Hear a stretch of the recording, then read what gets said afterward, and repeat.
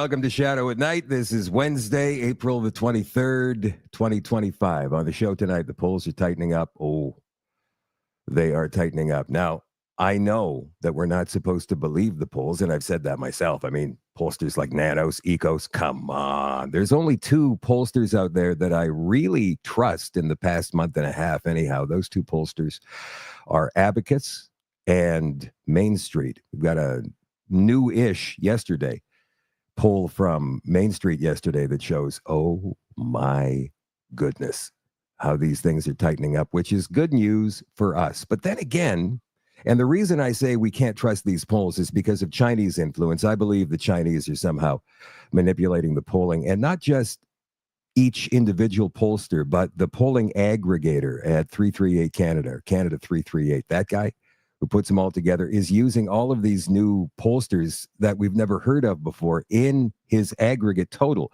to come up with this wild liberals 48, conservatives 37, NDP 3 thing. And that doesn't work.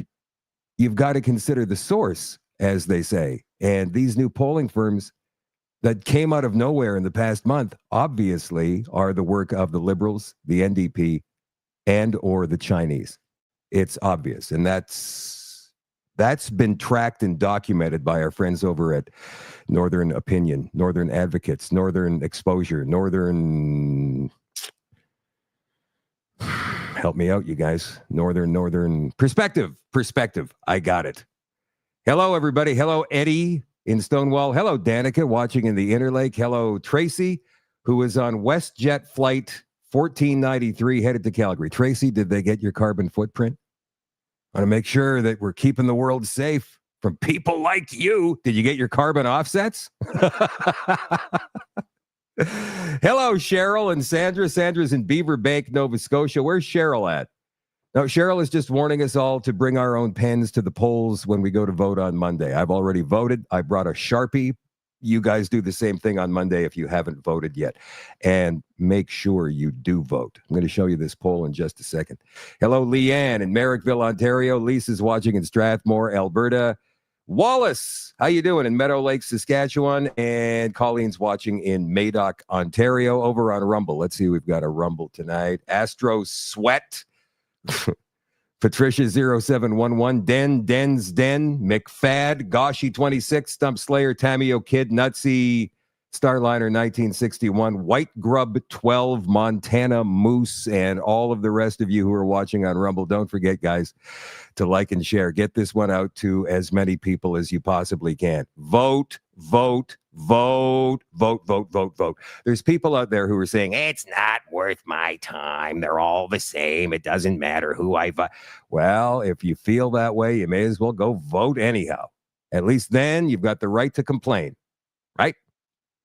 The Shadow at Night live stream, as always, is brought to you by CanadaNanoSilver.com. Silver is amazing. It has several natural health benefits, and it's been used for hundreds of years for health and healing. That's the main reason they made silverware from silver. But seriously, this nano silver from Silverceuticals is the best and safest silver you can find. There are hundreds of studies and reports on it. I've read some of the studies myself, and it's mind-blowing. One of the things that sets Silverceuticals apart is that it washes out of your body in 24 hours. No silver buildup, and no turning blue. And it won't even harm the good bacteria your body needs.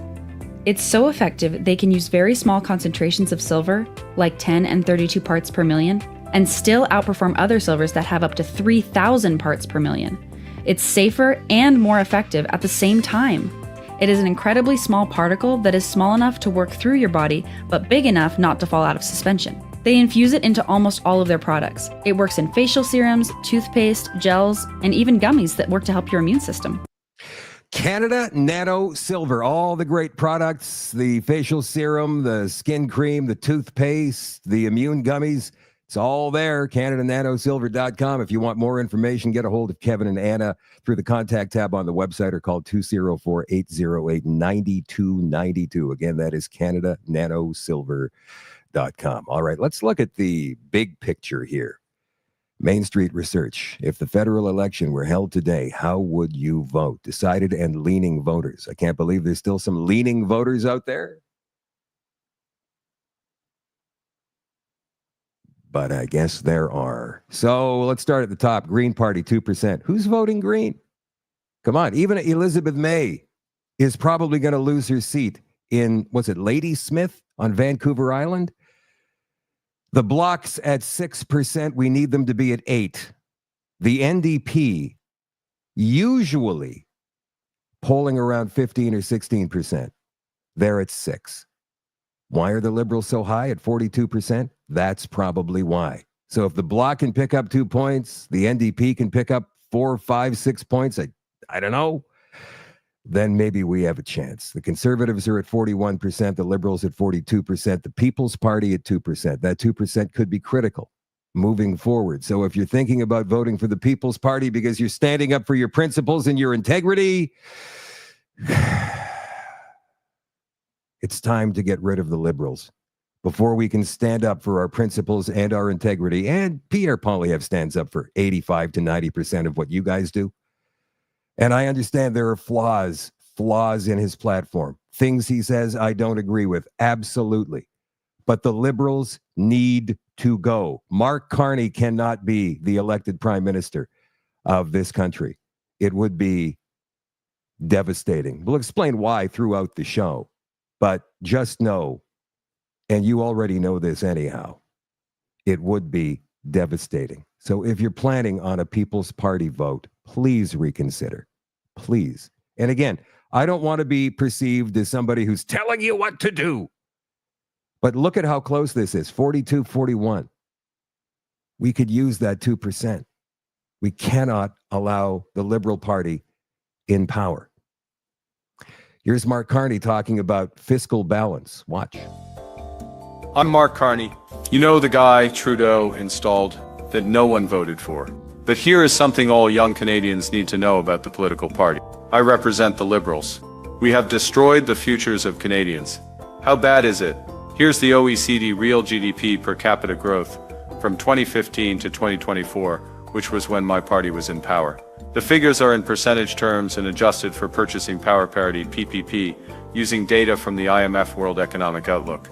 Top performing countries: Poland, 41.9%, Ireland, 41.6%, Turkey, 37.1%, Lithuania, 33.3%, Hungary, 29.2%.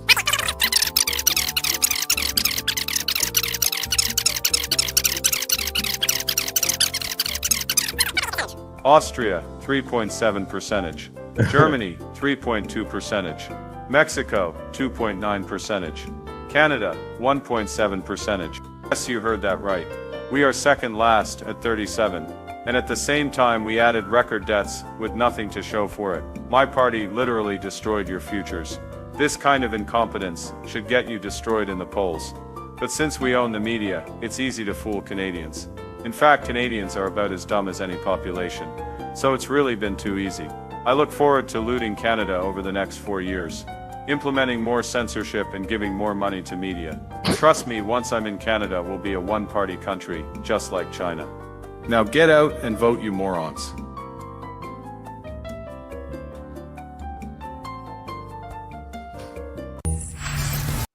Yeah. When do you realistically think? Sorry. Here is Mark Carney talking about fiscal balance. Hope to reach a fiscal surplus in 5 years, 10 years, 15 years, when? Well, the first thing, if we ran let me tell you something. If we made the assumptions that the Conservatives did about growth in our platform, we'd be in a fiscal surplus in 5 years, to be absolutely clear. If we did the same thing as they did, okay? So I can show you a fiscal surplus. And in fact, I can make a pretty good argument that a strategy that's driving enormous private investment, directly private investment, is going to help deliver that growth. But unlike Pierre Poilievre, I've actually managed economies before. I've actually managed budgets before. I've managed central banks before. So you don't make those assumptions at that point. But it's realistic to expect that if we are given the mandate and we execute on this plan, which we will if it's my government, that we can see that surplus by the end of this period. We just don't rely on it because make a point that's absolutely clear, and I'll hand back. We are in a crisis. And in a crisis, you always plan for the worst. You don't hope for the best.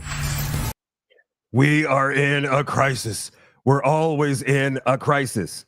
I've managed economies before. I've been the governor of the Bank of England. I've been the governor of the Bank of Canada. I know what I'm doing. I'll print more money.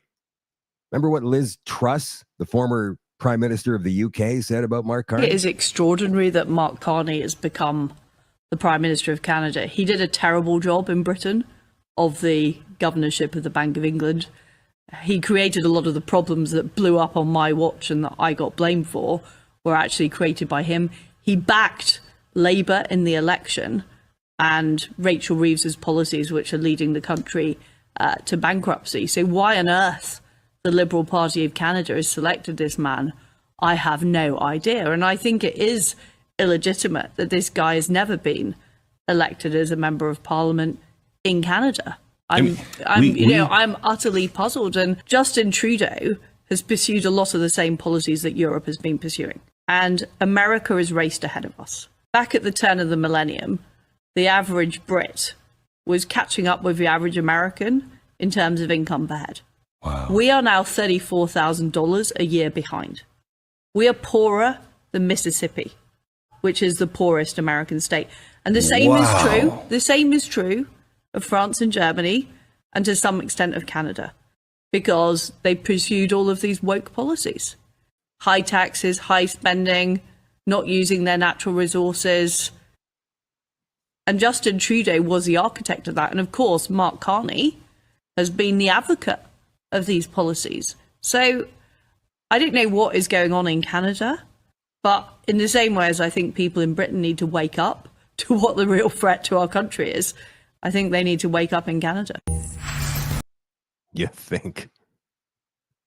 So there's an economist named Trevor Tombe, and when the Liberal policy came out a couple of days ago, over the weekend, I think maybe on Sunday morning, he read it and he went, I don't think this is really going to work. Now, there are different types of economists out there. There's the Mark Carney type, and then there's the Trevor Tombe type, more capitalistic, I would suggest. Tombe says the Liberal platform walks away from the party's own fiscal commitments, which is kind of interesting, isn't it? So he says in the final week of the campaign, political parties began releasing their fully costed election platforms. And as far as government finances are concerned, the Liberal plan was especially noteworthy. The platform marks a clear break from the government's previous approach to fiscal policy and proposes to move Canada onto a less sustainable track, even less sustainable than the Trudeau track. That's alarming. Of course, former Prime Minister Trudeau was never one to stress financial discipline. He said he wasn't very good at math, and he would leave that up to the experts. His government frequently strayed from its own commitments around spending, deficits, and debt, but even then there were nods to long-term sustainability. It's worth quoting the government's own budget documents from last year at length, which highlighted the value of maintaining Canada's responsible fiscal anchor. Hang on, let me scroll up here just a second. To reduce the federal debt to GDP ratio over the medium term, this metric is key not only for fiscal sustainability, but also to preserve Canada's AAA credit rating, which helps maintain investors' confidence and keeps Canada's borrowing costs as low as possible. There's little to disagree with here, he says. Ensuring that the debt to GDP ratio falls over time is a widely accepted indicator of fiscal responsibility. Debt can't rise indefinitely without consequence. This is not a political statement. It's simple arithmetic. One could take issue with the pace of the government's previously planned debt reduction or its ability to stick to its own commitments, but the goal pointed in the right direction. The new Liberal platform proposes to change that. In its last budget, the government committed to lowering the debt to GDP ratio in 24-25 and keeping it on a downward path. It also pledged to shrink the deficit to less than 1% of GDP by 2026 and beyond. The party now hopes to achieve a deficit of 2% of GDP in 25-26, falling only slightly to 1.8% the next year, then 1.6%, eventually 1.4% by 2028. This is a sharp increase compared to previous projections, those in the last budget, the fall economic update, and even the Parliamentary Budget Office's most recent independent forecast. And it's an even sharper increase from the government's own plans from just over 2 years ago when it projected a surplus by 2027. Prior to COVID, Canada had not seen sustained deficits this large outside recessions since the early 1990s. Rather than showing a decline in debt to GDP ratio from nearly 42% in 2025 to 39% by 2028, the new platform projects a rise to nearly 43% by 2027, with only a slight drop to 42.7% in 2028. That's an increase of 2.6 percentage points of GDP compared to PBO's baseline and 3.7 points above the government's earlier budget plan. These are not only large numbers, but the entire fiscal trajectory of the federal government is now pointed in a potentially unsustainable direction. He illustrates, he goes on to say, this is not a sustainable plan. So when Mark Carney was asked about it by reporters yesterday, he bristled. Watch. Oh, Trevor Tombe is wrong, in your opinion. Yes.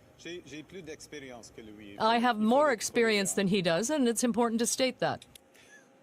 With CBC. I'd like to follow up on that. Just if you've got an economist like Trevor Tombe saying that your plan is unsustainable, is just that, is there an argument that if Pierre Poilievre is trying to bring down spending, bring down the deficit, that his plan is more fiscally responsible than yours? Okay.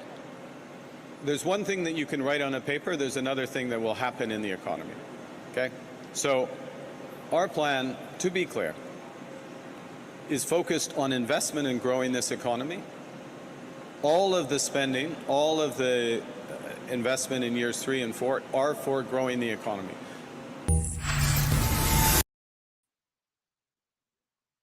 Really? Here's what the National Post said about it. Mark Carney's platform is a plan for economic disaster. Don't sugarcoat it. Give it to us straight. Mark Carney released his plan over the weekend to spend $130 billion over the next 4 years, rack up the deficit to $62 billion. And because he calls it investing, he expects Canadians to trust it.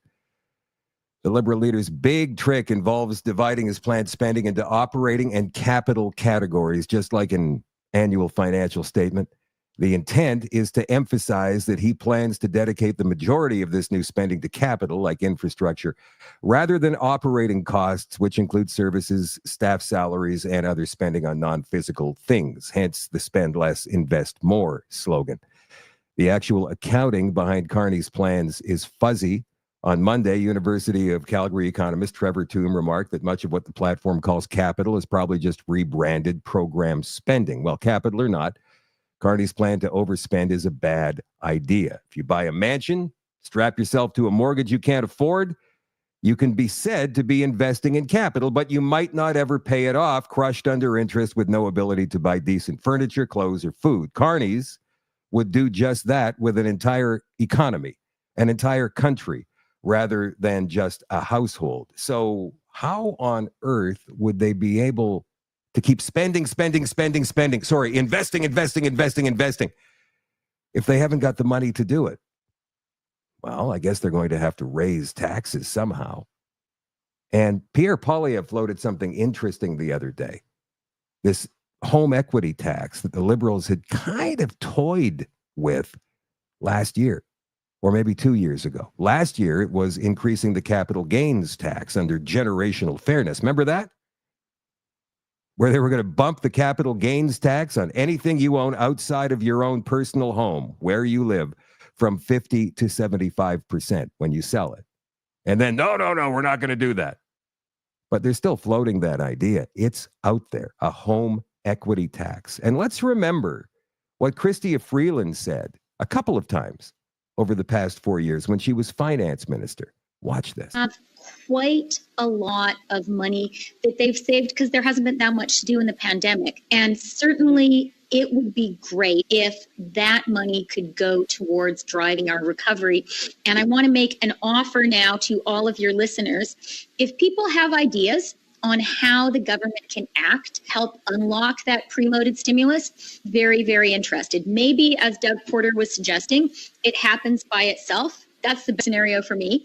But if people have ideas on it, can really, try to that and particularly unleash it into the Canadian economy that really needs. So what's she talking about here exactly? Rating your savings, rating your bank accounts, rating your investments in order to get the economy fired up again? Let's keep in mind this was during COVID, and they were desperately throwing out ideas. But remember, it's also always been part of the plan. And Mark Carney was the financial advisor to the Trudeau government at this time. Let's continue. Support tourism, hospitality, domestic services. Let me know. More homes built faster, and we're also working hard to be sure that homes are not a financial asset. Thank you very much, for Canadian Minister. No, thank you very much. Did you hear what she just said?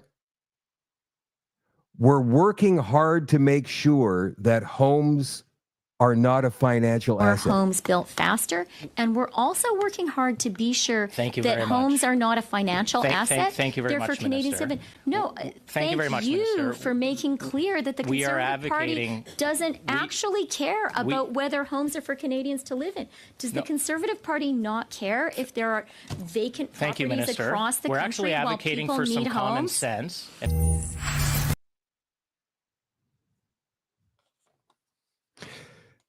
These boomers for Carney have no idea what they're getting. Never mind future generations. That's already been covered. They have no idea what they're getting themselves into. They don't understand. They don't get it. Here's a story that I ran across today from mpamag.com. Home equity will stay tax-free in Conservative government. Poilievre promises retirees. This is from a couple of days ago when he was addressing the retiree group in Toronto, I believe. The Liberals say claims they would introduce home equity tax are false, even though they wanted to increase the capital gains tax from 50 to 75% last year. And CRA went as far as starting to implement that platform before it was ever made into law. Poilievre says a Conservative government would never impose a tax on home equity, warning the Liberals could consider it to fund spending plans, claims the Liberals strongly deny. Speaking to members of the Canadian Association of Retired Persons, or CARP, in Toronto on Monday, Poilievre responded directly to a question on whether his government would ever tax equity Canadians have built up in their homes. He says, "We will never allow a tax on home equity, period, full stop, not going to happen." He did suggest the Liberals would do it, and sure, they wanted to increase the capital gains tax. They were considering rating your savings, rating your investments. You've got a lot of money. You won't mind if we take a little bit, will you? We have to get the economy going. It's for everybody. It's generational fairness. Don't you understand? This is an editorial piece from Kevin Klein, who is the publisher of the Winnipeg Sun. Don't forget to like and share. Guys, get this out to as many people as you possibly can. Oh, and by the way, Mark Carney, you will own nothing and be happy. That part's coming up as well. So Kevin Klein says the Liberals are eyeing home equity tax while Canadians shout fake news and hurl emojis. And don't forget this guy, the Brampton Boomer or the Brantford Boomer. I always mix those two up. The response to my recent column on the Liberal government's quiet interest in taxing your home equity was predictable but revealing. Instead of engaging with the facts, many online commentators resorted to the usual routine, hashtags, name-calling, shouting fake news into the void, hurling emojis like they're making a serious argument. Let that sink in. That's the level of discourse from people who refuse to confront what's actually happening in this country. When faced with uncomfortable truths, they lash out, not with logic, not with facts, but with hate and deflection. So Klein says, let's set the record straight again, because the facts are not up for debate. And again, like I said to you guys last night, if you have friends or family members who are on the fence right now, they're considering voting Liberal, please send this to them, this show. Share this with them. Make them watch at least the first half hour of this, because the Liberals are planning to do all of the things that they were planning to do a year ago that they say they're not planning to do now. Everything they say is a lie. Just because they've got a new guy driving the bus, they got the same people still running behind him. All the same ministers, all the same MPs, all the same Trudeau behind-the-scenes players. They're all there. It's the same group. The Canada Mortgage and Housing Corporation, CMHC, a federal crown corporation, has investigated the possibility of a home equity tax on more than one occasion, using taxpayer dollars to fund that research. This was not backroom speculation. It was real documented work. The Liberals paid a group called Generation Squeeze, led by activist Paul Kershaw, to study how the government could tap into Canadians' home equity, including their primary residences. Kershaw, by the way, believes homeowners are lottery winners who didn't earn their wealth but lucked into it. That's the ideology being advanced to the highest levels of government. It didn't stop there. These proposals were presented directly to federal cabinet ministers. That's on record. And most of those same ministers are now part of Mark Carney's team as he positions himself as the Liberal leader. Yet when this was raised publicly, the online mob didn't want to talk about facts. They wanted to shout it down. They didn't check public records, CMHC reports, or even the government's own briefing documents. Instead, they defaulted to the tired claim, conservative fear-mongering. Let's be clear. This is not about partisanship. It's about math and reality. The federal government is $1.2 trillion in debt. Interest payments on that debt are expected to hit $54 billion this year. Carney wants to spend even more now. You just heard him say it. This is more than the federal government spends on healthcare transfers to the provinces. That's right. We now spend more on interest than on healthcare. In Ontario, nearly 40% of the provincial budget already goes to healthcare. In Alberta, it's over $27 billion, and with federal health transfers strained and interest rates rising, provinces are being left to shoulder even more. This is not sustainable. When a government runs out of money, it doesn't cut, and if it doesn't cut spending, which Mark Carney has no plans to do, as we know, it looks for new ways to take more from you. Enter your home. Not to mention that carbon tax, which he rolled back to zero, but will bring back in a different way once he's elected. If he's elected, he'll bring it back in carbon tariffs. And that's all part of his GFON's climate cartel. We'll get into that a little bit later on. The total home equity held by Canadians is over $4.7 trillion. It's the largest pool of private wealth in the country. For millions of Canadians, especially baby boomers, it's the only retirement fund they have. They don't have big pensions. They have a paid-off house and a hope it will carry them through their later years. Yet that's what Ottawa has quietly been circling. Some people claim this doesn't affect them because they don't own a home. Or worse, they say, good, tax the rich. But owning a modest home in Winnipeg or Kelowna or Halifax doesn't make someone rich. It makes them responsible. And punishing that with new taxes isn't equity. It's theft disguised as fairness. So why are so many people rushing to defend a government that keeps denying this publicly while investigating it, which public records clearly show? Because we've entered a dangerous era where facts are ignored if they don't fit the narrative. If something doesn't come from a subsidized media outlet or a friendly talking head, it's labeled fake, misinformation, disinformation. Never mind that the Winnipeg Sun is one of the few remaining locally owned independent daily newspapers in Canada, not bought and paid for by the $1 billion+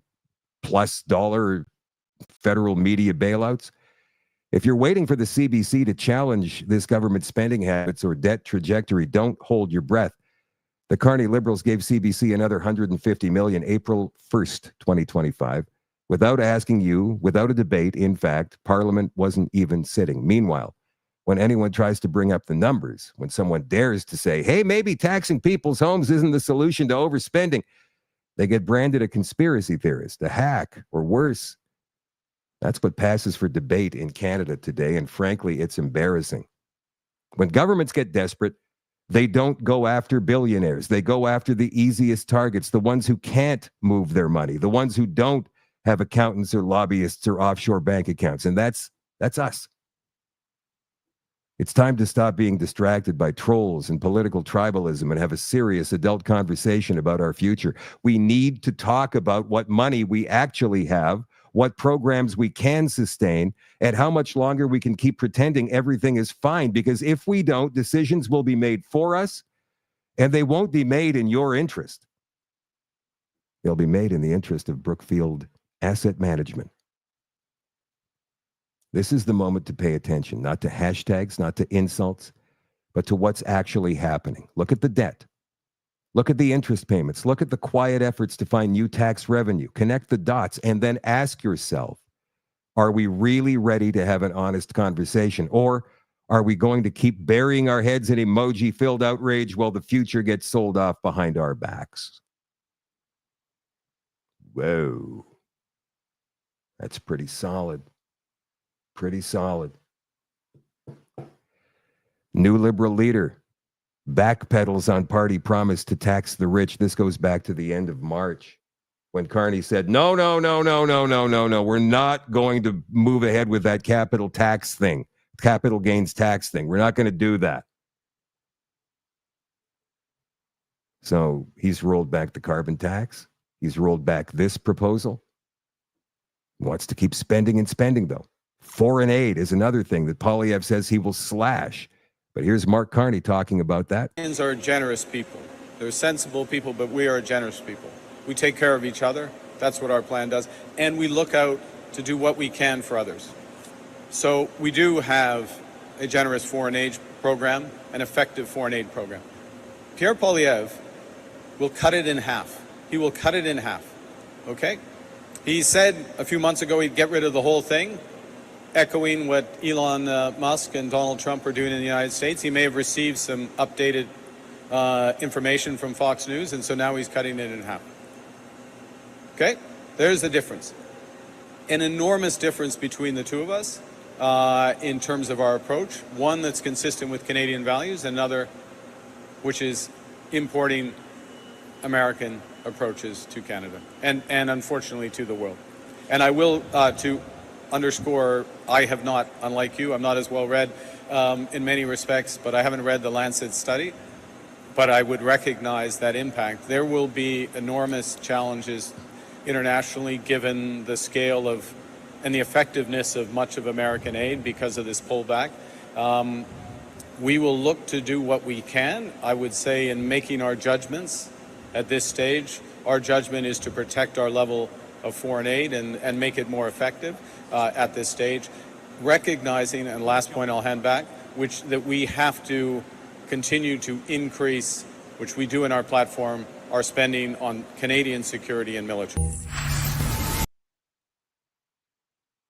This guy's dirty. This guy is dirty. He's in it for the money. We've all seen this clip that I'm about to play of Pierre Poilievre raking him over the coals a few years ago in committee when they were talking about pipelines. And then Carney said, well, let me just explain how the economy works. And Poilievre says, yes, thank you. But there's an extra added piece to it. Here, watch this. Do you support the Prime Minister's decision to veto the Northern Gateway pipeline, Mr. Carney? I understand the veto of the Northern Gateway pipeline. Do you support it? Given both environmental and commercial reasons. Do you support it? I think it is sensible. I wasn't involved in the decision, but I think it was the right decision. And yet your company has invested billions of dollars in oil companies in both Brazil and the UAE to buy pipelines. In 2017, Brookfield acquired NTS, a Brazilian-regulated natural gas pipeline, for over $5 billion. Today's $20.7 billion US deal represents the single largest energy infrastructure investment in the region. And in fact, it is the biggest in the world so far. You bought billions of dollars of pipelines as a company in the last 5 years. Do you support those investments? Mr. Poilievre, there is a global energy system, and one of the issues, I'm trying to explain a bit of how the economy works. One of the Thank issues, you so much. It may help. One of the issues for this committee in thinking about a sustainable transition. Do you support it? Where is Canada's role in those as energy transitions from fossil fuels to renewables? And in different jurisdictions, into different geography, it matters. What you're saying is you oppose pipelines in Canada, but you support them in the UAE and in Brazil. That's what you've actually said. There are specific. That's your double standard. It is not a double standard. It is a double standard. No, it's not. You make billions of dollars off foreign pipelines. So how, Carney has said a lot of ridiculous things, a lot of gobbledygook, a lot of double speak, a lot of word salad, alphabet soup. And he has clearly got a double standard. If he supports buying pipelines in Brazil and the UAE, and then supports the idea of shutting them down in Canada, how is that not hypocrisy? And yet he says it's not a double standard. Where does that kind of logic come from? The mental gymnastics you have to do in order to say something like that publicly in front of millions of people is astonishing to me. You shut them down here at home, putting our people out of work. That you are a representative of the Canadian people, and one of your responsibilities, including at this committee, is to fight for Canadian jobs, and not foreign jobs like you. Exactly, to fight for Canadian jobs, and the types of Canadian jobs that are durable and are going to move forward. Right. I grew up in Alberta. I know the innovative nature of that. Well, go try to give that answer back in Alberta, because I grew up there too, and I can tell you the people. I can tell you the people of Alberta would be ashamed with the answer you just gave. You've just said you support your leader's decision to kill a Western Canadian pipeline that ships the most ethical product in the world. Yet you also support your company's decision to invest billions of dollars in foreign pipelines in Brazil and in the UAE. It's clear that this is not about the environment. If it were, you'd be consistent and you'd oppose fossil fuels everywhere. But you're happy to profit off of foreign fossil fuel companies while killing jobs among our own people. How do you address that flagrant hypocrisy? It smacks of the Davos elite at its worst.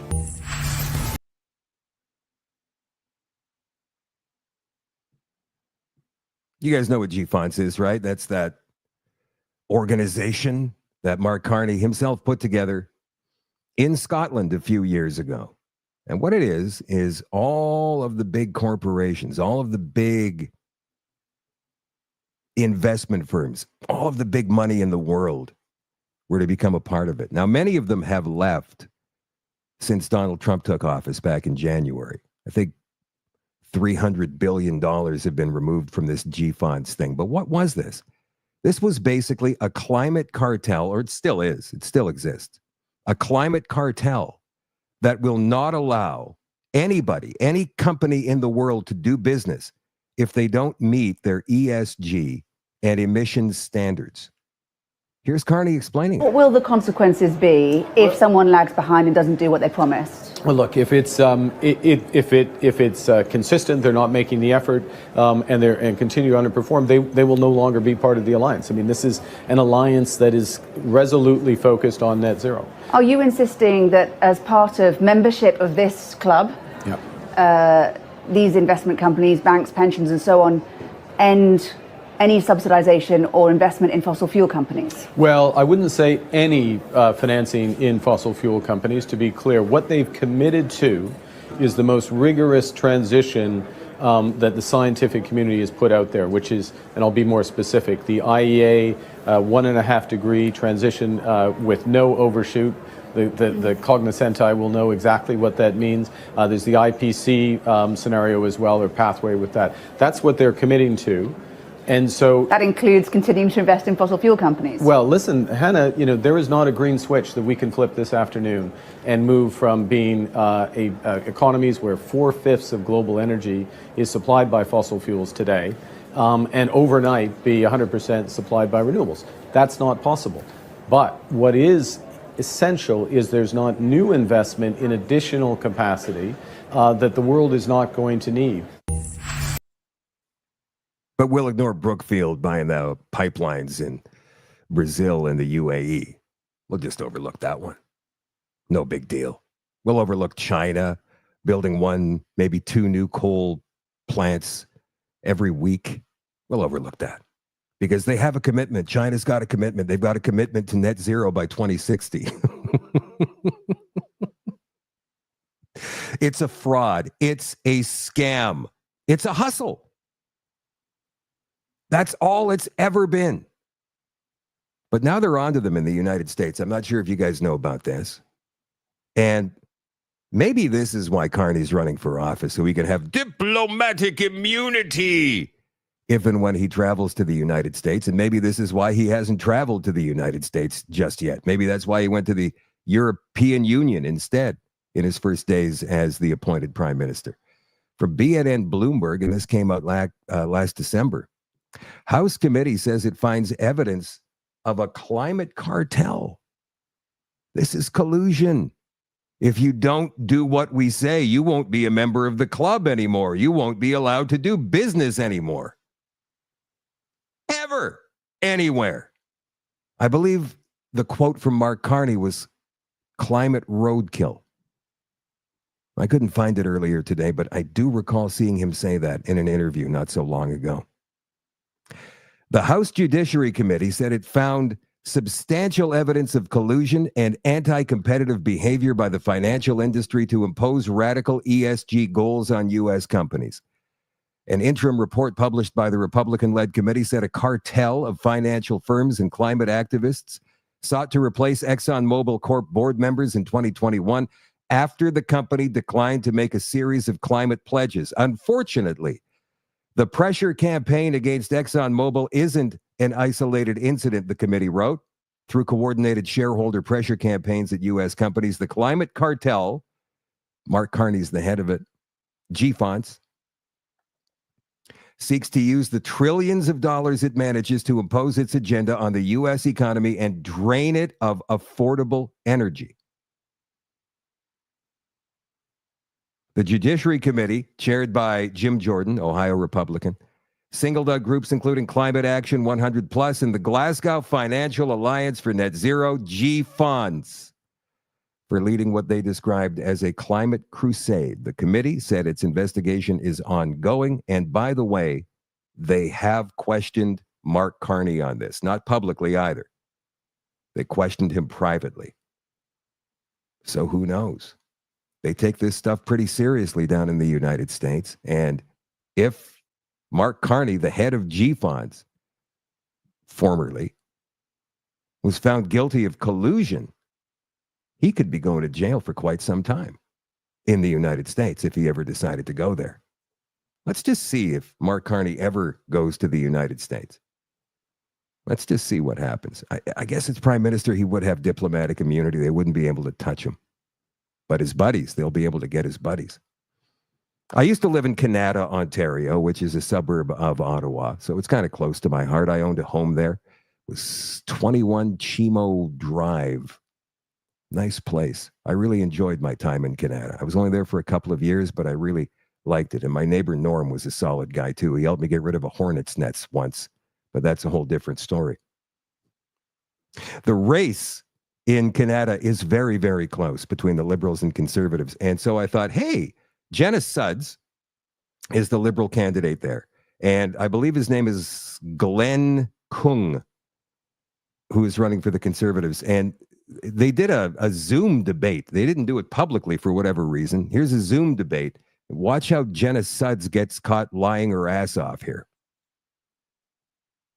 That the Conservatives will find savings within government. I challenge, what does that mean?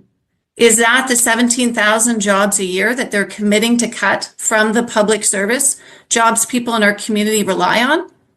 I also will just say that it is false that Conservatives have not committed to continue to invest in childcare. It is not in the platform, and you will not see an additional single new space in their platform.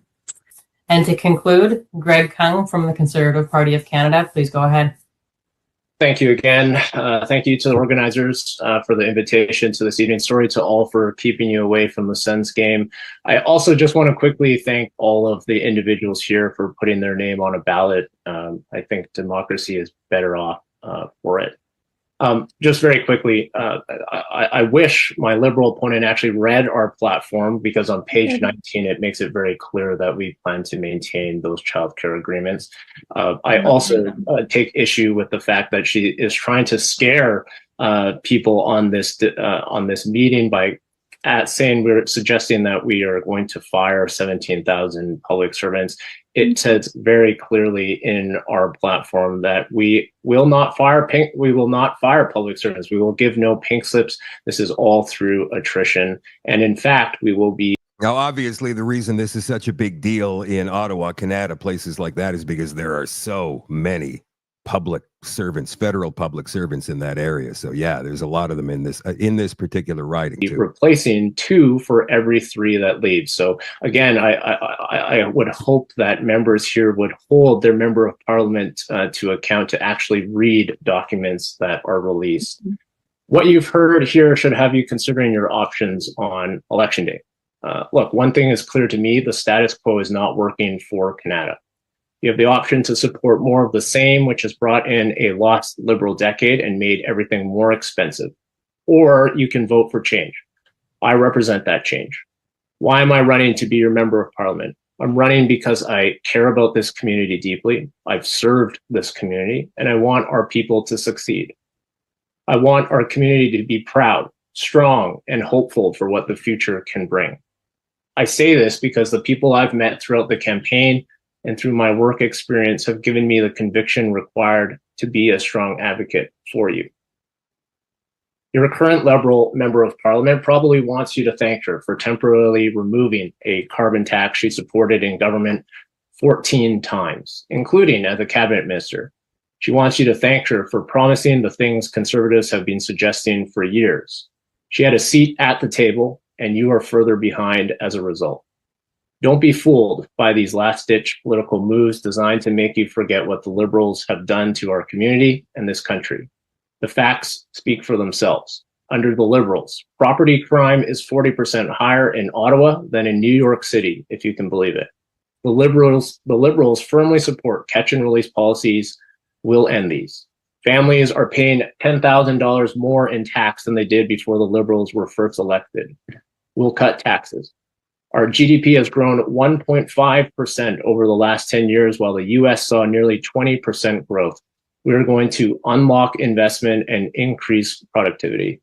And the national debt has doubled. We already pay over $46 billion annually servicing that debt, and now they want to add $130 billion in new inflationary spending. Canadians cannot afford that.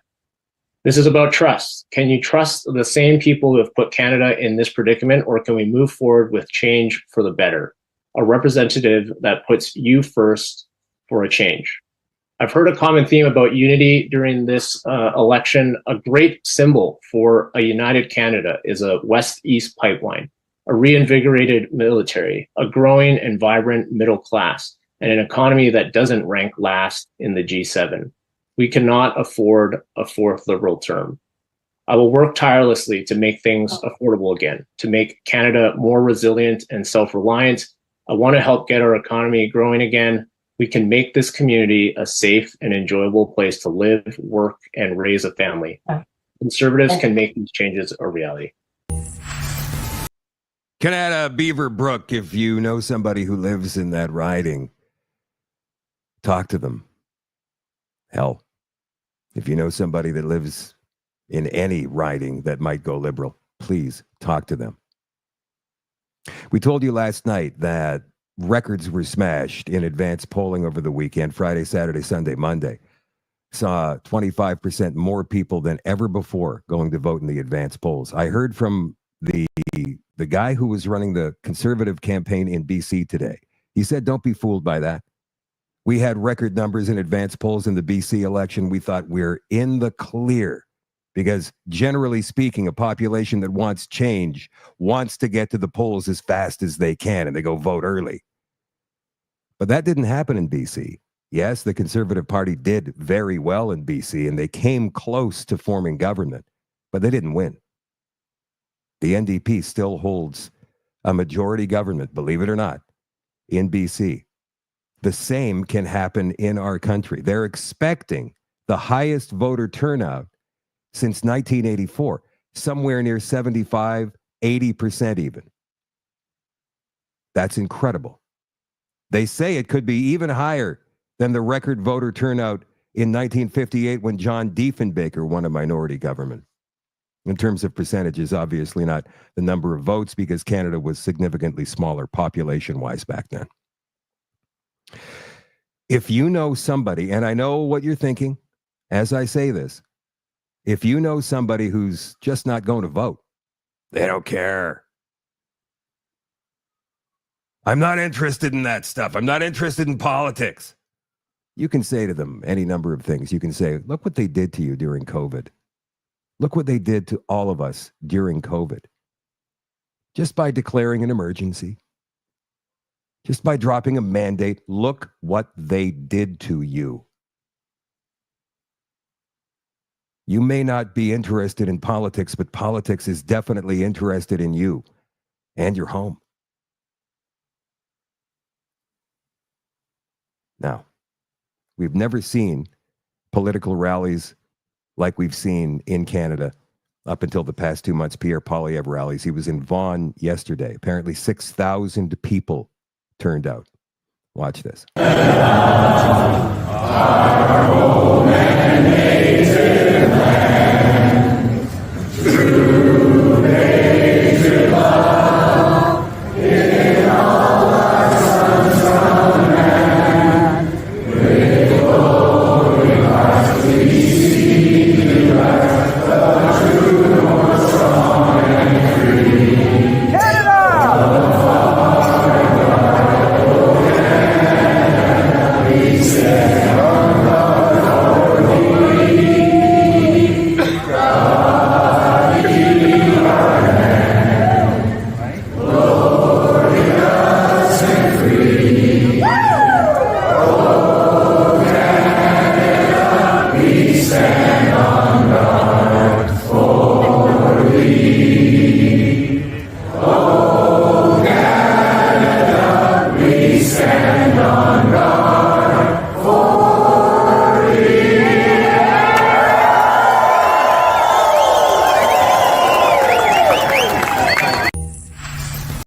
You got a tent city in your city or town?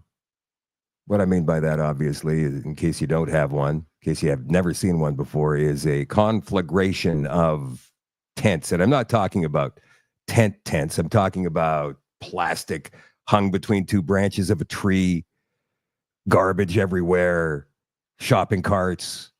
That's what a tent city is. It's a place in any city where the homeless have just decided to congregate and form their own little city inside of a city. And it's dangerous. Drug use is prevalent in these places. Crime, obviously, becomes more prevalent in these places. People are scared. People who have spent $700,000, $800,000, $900,000 on a nice home in the city will wake up one morning and next thing you know, there's 100 homeless people living outside their front steps, maybe about 100 feet away. And more are coming because, hey, where those people are, I want to be if I'm homeless. And so they all get together. And what are you going to do? Now you've got all these drug addicted people. And again, I have nothing against, people who are homeless. I don't. But many of them want to be in that situation. I know this from experience. I've spoken to many of them, and I've volunteered at many, many different homeless shelters in the city of Winnipeg. I get it. I totally understand. They don't know anything else. They don't want anything else. That's their life. Many of them are addicted to whatever substance they can find. Yeah, glue sniffing. It's real. It happens. Whatever they can get their hands on. Now, if you don't live in that world, do you want something like that near the home that you just spent $750,000 on? Probably not. Pierre Poilievre has said he would give police more powers to dismantle the tent cities. And the liberals were all over that today on social media. Oh my God, this heartless man. Did I forget to mention as well that within these tent cities, there are a good deal of scammers as well. And I'm sure you've seen these people. And I've talked about this before.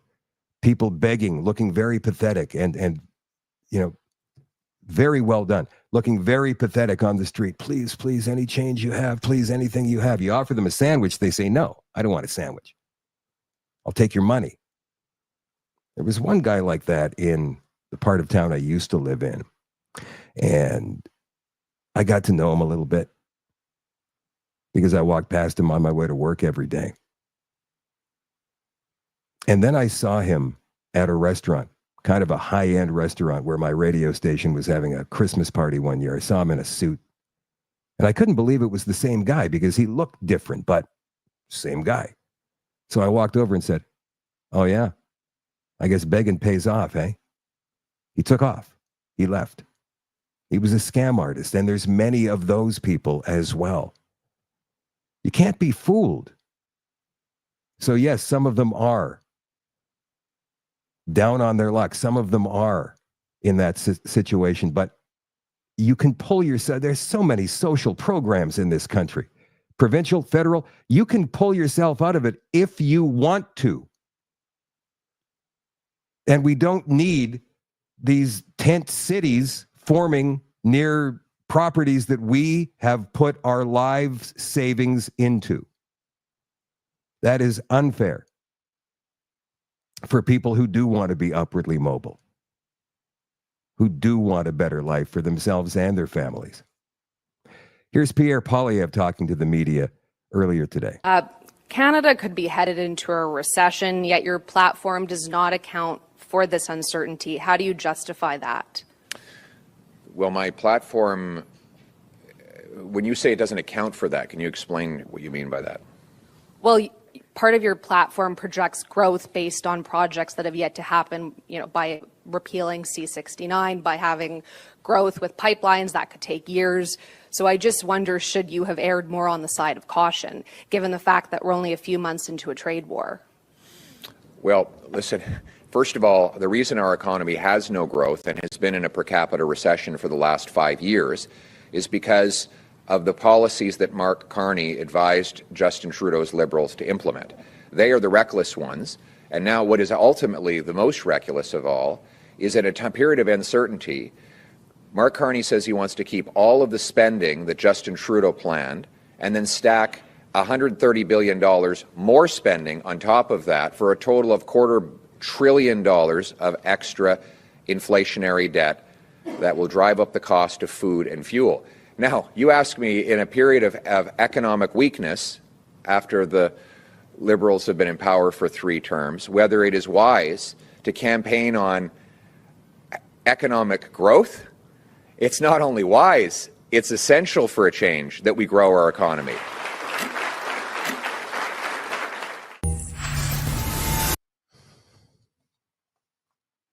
I would tend to agree with that.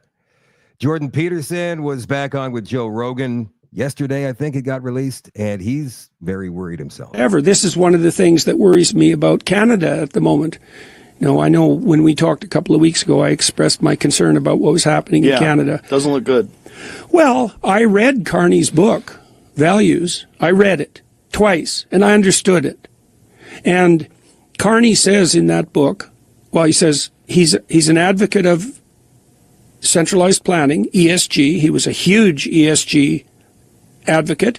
He organized many large corporations to go down this central planning governance route because the market wasn't pricing everything properly, and so central planners had to step in, and BlackRock and Vanguard and places like that were big parts of that. Don't know if they were directly affected by Carney, but it's the same thing, and they've stepped away from that, and he's a big DEI advocate, and he's also a net zero advocate. And Carney says in his book, this is a good example of this, and I think also a good example of this kind of narcissism that we talked about earlier. Every single financial decision that every individual or organization makes has to prioritize decarbonization above all else. Or else. And there will be many, he doesn't say casualties, but he implies that. There'll be many who pay a price along the way, but it's necessary, because you can't make an omelet without breaking a few eggs. And then he says 75% of the world's fossil fuels have to stay in the ground. And this is who Canadians are seriously thinking about electing. Right. Why does he say the fossil fuels have to stay in the ground? Too much carbon. The real problem with that is the same problem with the COVID narrative, is that they don't allow any dissent. They don't allow any data that conflicts with the narrative. And they don't want to look at any possible, both of them are complicated. They're not similar in a lot, but there are, because they're top-down tyrannical tools. Using fear and compulsion. Yeah. It's amazing to me that Joe hasn't put that together yet.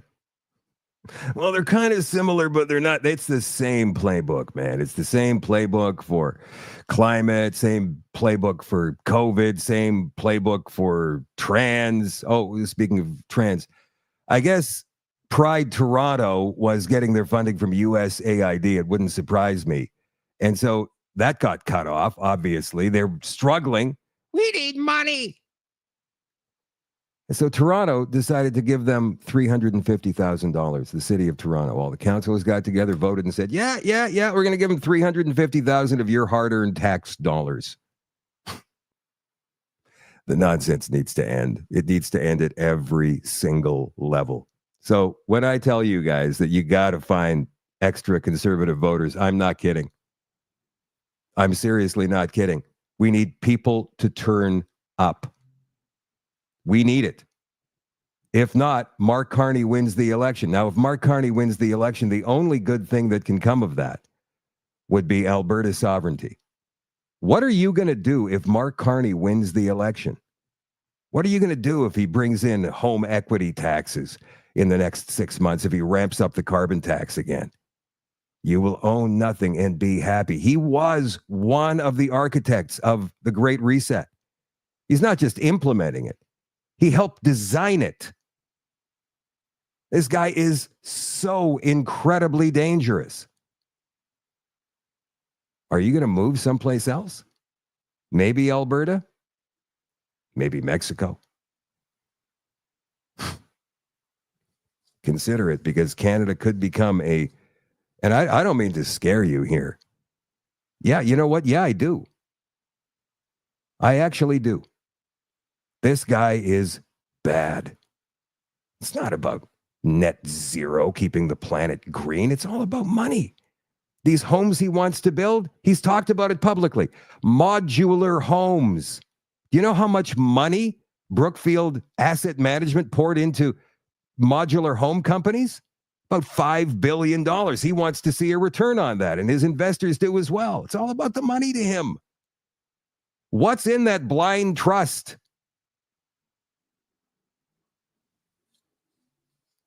He can't win.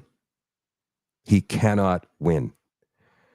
You got to get out and vote on Monday. And bring somebody with you. Bring somebody who said they weren't going to vote. Bring them with you. Force them. Seriously.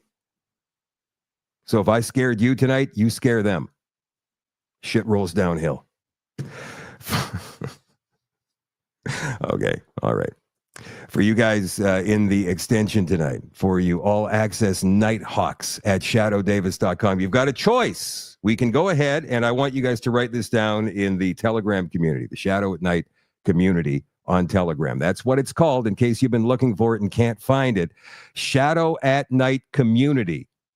That's the name of the group on Telegram. I would love you to go there and join us for the extension in just a couple of minutes. You got a choice tonight between Apollo 0, as we continue on the theme from last night's show with Stanley Kubrick saying that he's the one who helped film and fake the moon landings, both Apollo 11 and Apollo 13.